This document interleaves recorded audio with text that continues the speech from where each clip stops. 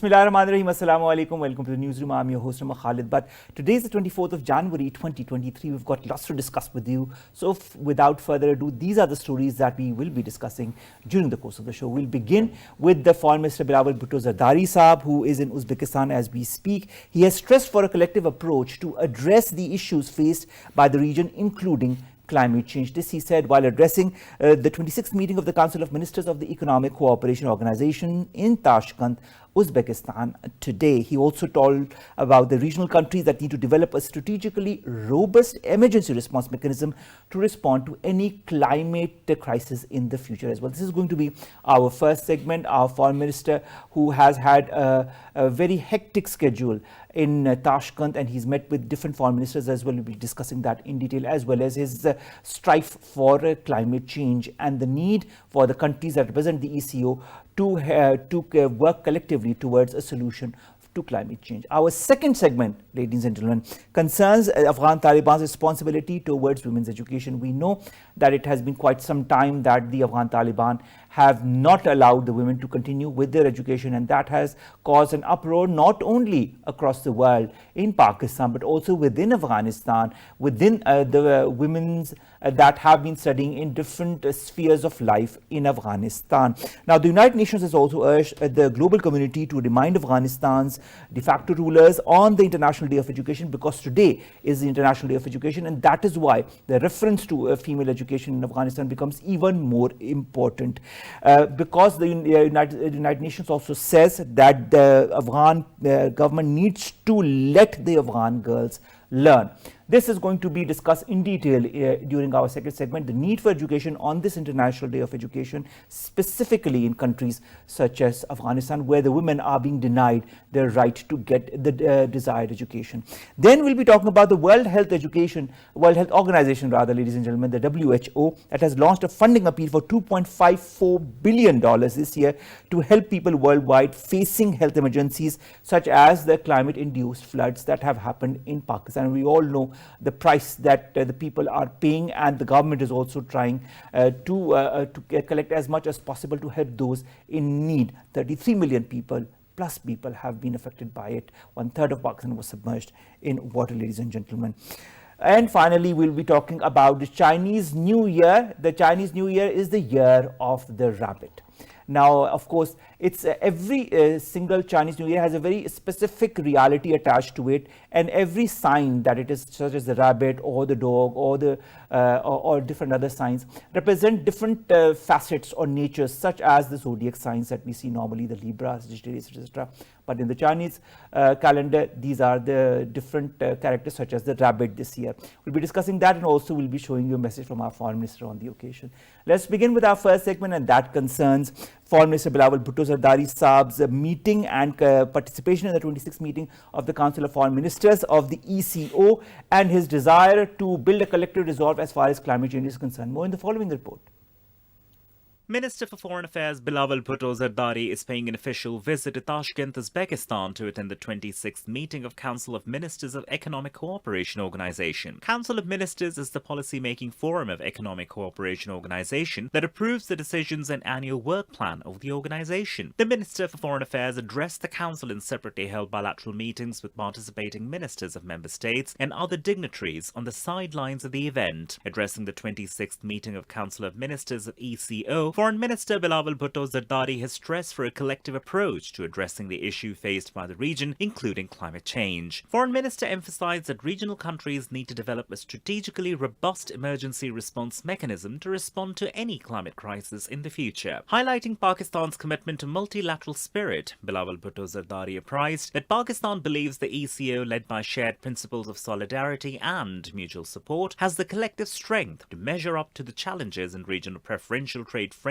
among the ECO members will help us in enhancing cooperation. Pakistan will continue to accord high priority to trade promotion, principle of prosperity through connectivity, sustainability, integration and facilitation within the ECO.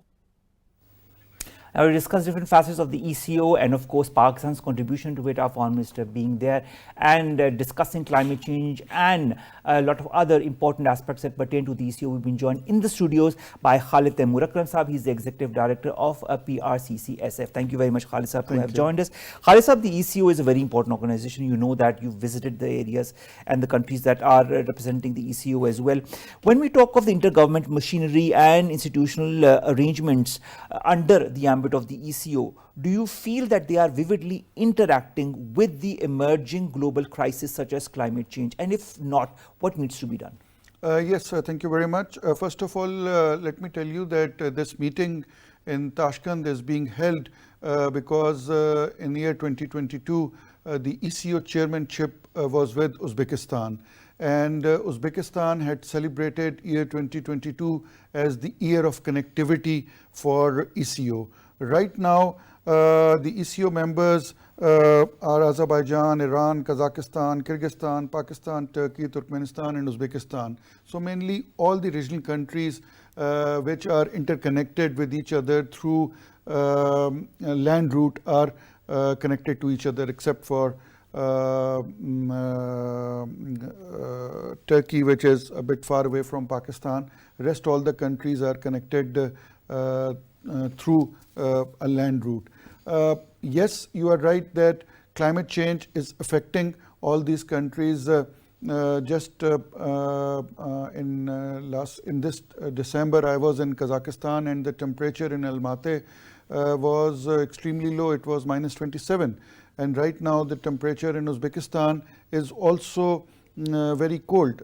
They are really feeling a drastic change in the climate, and they are very, very worried about it. And our Prime Minister has rightly pointed out this thing in the conference. But this Foreign Minister conference, which is being hosted by our Uzbek brothers, is much more beyond climate change. It talks about connectivity, it talks about enhanced trade structure between the ECO countries. It is talking about a more interaction between these countries, because in year 2023, this year, the chairmanship is with Azerbaijan, which is equally interested in enhancing this connectivity. So I would say that the Uzbek government has taken a right step in the right direction by declaring year 2022 as the year of connectivity, and we saw a lot of connectivity related happenings not only in Uzbekistan and other countries but also in Pakistan.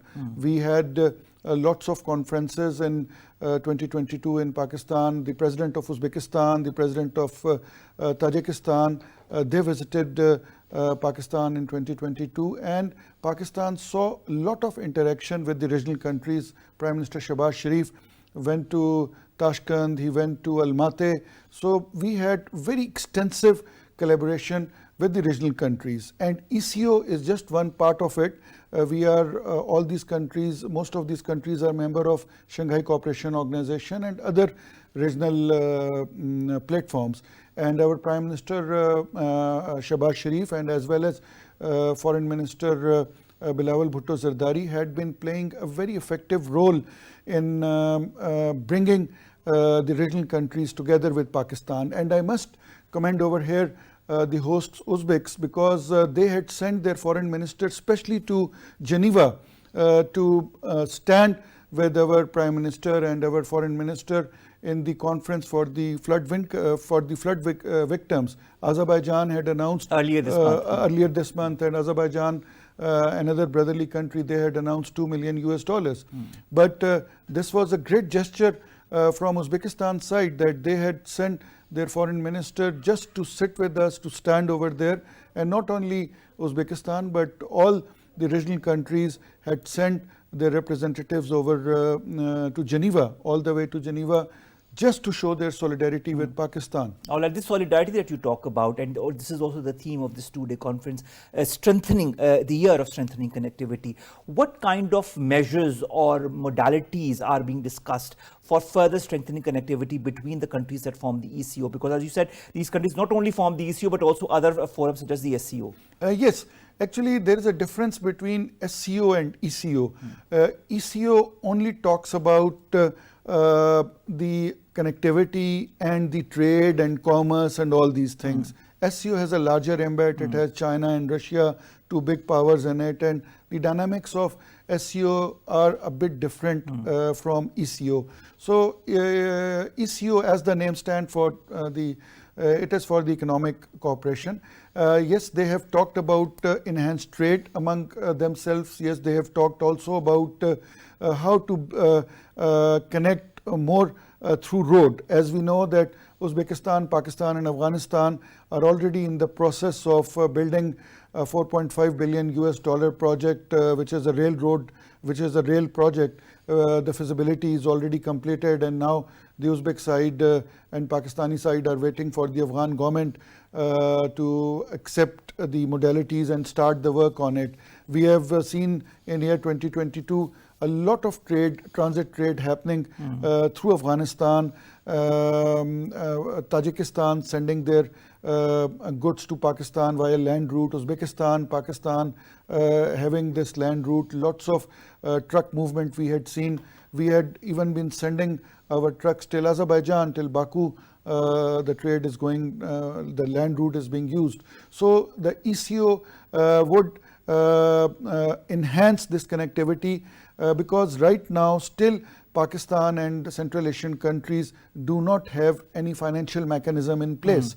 So the ECO platform is helping to place that financial mechanism, because as we know that they were ex-Soviet states and we were part of the British colonial system. So the legal framework between these countries and Pakistan is very different. We still do not have that effective banking channel, although National Bank of Pakistan has opened few branches in few of the countries, but the opening of LCs, the currency exchange mechanisms, they still need to be discussed. And I think ECO is the platform where all these modalities can be sorted out, and under the charter of ECO, these countries can cooperate, and Pakistan can cooperate with them. As we know that these countries are the ultimate users of the CPAC through the land route, because CPAC is connecting them with Gwadar port, and through Gwadar port with rest of the world, especially with their trade with Africa and Europe through the Indian Ocean.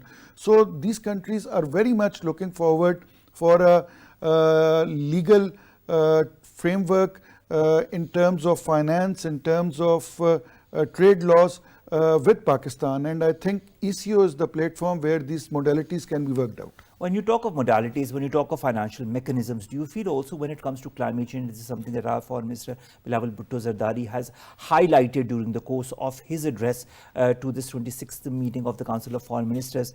Do you feel a financial mechanism is important to tackle issues such as climate change, to tackle issues such as robust emergency response in case of any country that represents ECO, if it undergoes any issue concerning climate change, so that the other countries could help it through this financial mechanism? Yes, before answering your question, I would again say one thing which I normally say in all the international conferences, that although international community and the world has a broader mechanism dealing with the climate change, but there is no regional mechanism present.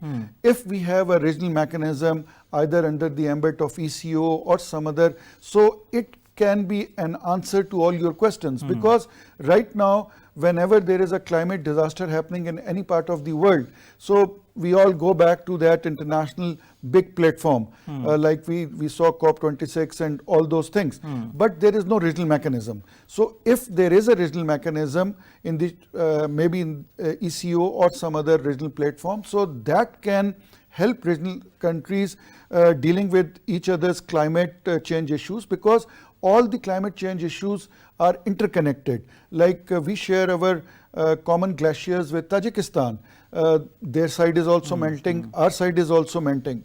So we need to sit with them. These are common challenges as far as the climate change is concerned. So climate change cannot be tackled in isolation by one country, because climate change can be tackled at the regional level, and this is a major platform. And yes, you have brought out a very pertinent point, that the regional countries must work out a common disaster management mechanism, because right now I don't think that any of the regional platform has a common disaster tackling mechanism. So if ECO can do that, I think it will be a big achievement. That would be a wonderful thing if and when that happens. Now, this is also something that has been highlighted by Bilawal Bhutto Saab. Now, the ECO countries, do you feel their role can be important as far as tackling important regional issues, important global issues, so that there could be a regional perspective to that, a common regional perspective? Yes, as far as ECO is concerned, ECO's mandate is not as wide as SCO or other. But it's important nevertheless. It is very important in terms of developing a common economic platform, in terms of developing a common trade platform, in terms of developing a common financial platform. So the world is all about right now economics and finance. So ECO can become a very potent platform in which the regional countries can sit together and have a joint working group, as I said, on finance, on economy, on currency exchange. If I was just seeing the list today of all these ECO countries, except for Turkey and Iran, we do not have Turkey and Turkey and Iran. We do not have any kind of legal framework in terms of currency, in terms of trade with any of these countries. Which brings me to the preferential trade framework that the Foreign Minister of Pakistan highlighted. How important is that framework also, and what are the obstacles in your point of view that are not letting this PTA being finalized? I think the only hurdle is lack of communication, because we are not sitting with them, we are not understanding their part, they are not understanding our part. This PTA is very important for the regional countries, and especially to avoid double taxation, especially to because some of these countries are double landlocked. So they have to pass through two countries to reach till Gwadar. So they have to find out a mechanism in which these countries, the trade can be enhanced by decreasing the taxation system, because right now if a truck is passing through two countries, so it has to pay lots of taxes. So the cost benefit is not given to the traders. So for that, these countries have to sit together and find out a common mechanism. And what that mechanism can be? That mechanism can be that a common treaty, because it will be, since it is going to be a multilateral treaty, so ECO is the best platform where this treaty can be agreed upon and worked upon, that where the countries agree on a common common financial system, two, currency exchange, bilateral currency exchange agreements, and three, to avoid double taxation, especially in trade coming from the double landlocked countries and going through Gwadar. So there need to be a mechanism for the distribution of that taxation for the taxes among the transit countries. Another important thing that is related more or less to trade is also the development paradigm. Now, the predecessor of ECO was the RCD. Yes. The RCD was very close to a development paradigm. Now that it has developed and changed itself into the ECO format, what, in your point of view, are the features and operational frameworks of this ECO development paradigm? Actually, ECO and RCD, there's a drastic difference, because RCD was a very limited it had a very limited framework. ECO has a very large framework. Secondly, ECO has no political agenda. ECO has no military agenda. ECO is all about common economics, common enhancing trade, enhancing people-to-people contact. So I think ECO can become a force multiplier for the regional trade, for sitting together and finding out a solution. Finding a solution at ECO platform can be very, very easy. And I must over here... And beneficial for all the countries concerned. Yes, concerned. and I must here commend President of Uzbekistan, Shaukat Mirziyoyev, and his team, that they have used the chairmanship in a real beneficial way, because they had declared year 2022 as the year of connectivity, and in that connectivity they made sure that these ECO countries sit again and again. There were number of meetings throughout year 2022 in Uzbekistan. I think every month they used to have a meeting of either the trade people are meeting, either they are meeting at the ministerial level or at the tactical level of the experts or at the government level. So they had literally started with this move of Central South Asia connectivity, which was started 2 years back, but they used their chairmanship to basically enhance this connectivity. And I just hope, Khalid Saab, that all of this connectivity and this meeting also that is for further strengthening that connectivity bears results, fruitful results for all the countries concerned, including Pakistan, whether it be in the form of some kind of financial mechanisms that could be put into place for all the regional countries concerned, whether it be some kind of mechanism also to tackle climate change and the effects of climate change that any of the countries that are belonging to the ECO also undergo today or any other day. Pakistan is at this moment undergoing not the benefits but the all the repercussions of the effects of climate change through the floods and all the post-flood situation, the rehabilitation that Pakistan is going through. And as you very well said, the regional countries and Uzbekistan's role has been extremely important in the way they have steered forward this whole ECO and have undergone all the tried to take all the countries concerned in order to further strengthen this connectivity. Thank you so very much, Khalid Taimur Akram Sahab, Executive Director, PRCCSF, to have joined us, to have talked to us about this 26th meeting of the Council of Foreign Ministers under the ambit of the ECO, this 2-day conference where Bilawal Bhutto Zardari have also addressed today and talked about important issues such as common challenges as well as climate change. Thank you very much, sir, to have joined us.